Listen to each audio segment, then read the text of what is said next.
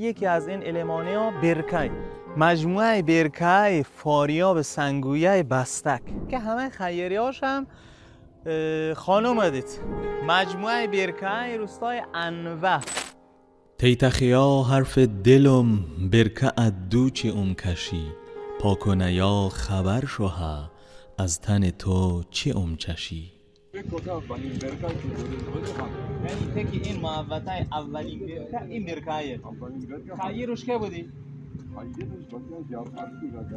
حامی فرهنگی این برنامه لیندا حجاب اکسسوریز. برای دیدن محصولات به سایت lindahijab.com مراجعه فرمایید.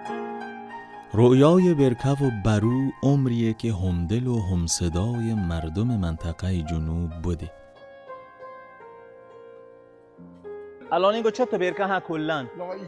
برکه‌ها اراز از بی محبتن ما آدمیا دلخورت از اینکه خطشون تی جوب سم. الان شما فکر بکن یک گردشگر یک توریستی آقا خارج از کشور اون دیشه بیا ببینی اگه فرهنگ منطقه شما مثلا یکی از این المان‌ها برکه چه شک و حتی اگه اینو چیه لی برکه نوشتی. برکه نه فقط یاور تشنهین ما بوده که عمری نماد و المان فرهنگین ما هم بوده. مجموعه برکه فاریاب سنگویه بستک 17-18 تا برکه دقیقاً چون همان سمت عوض شیک.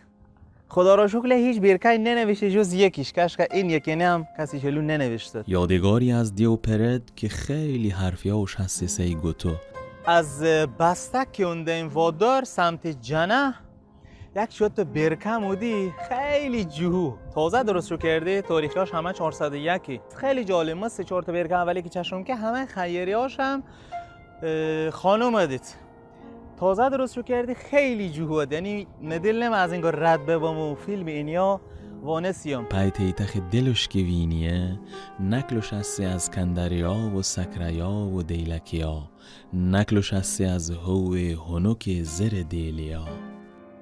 مجموعه برکه روستای انوه حداقل همه 17-18 تا هستی. اون پاچه کوی هم دیدم 4-5 تا برکه هست. یعنی یک روستایی این کویده‌ای حداقل این همه برکه. خب طبیعتا یک فرهنگی پشتینه و یک نیازی پشتینه که شبار این زحمتیان کشیده. دست همه‌ایشو در نکو. زنده باد. بعضی از برکه‌ها ارزیات کوچه‌ها جاوش گلته ولی منا یادتاری که رازی روزگاری اینگو دشتی بوده دشتی که جای پای اجداد ما و شما بودی و واموده. برکه‌ها آرزوشون پربوده هو برو و تل کرده دل مردمه.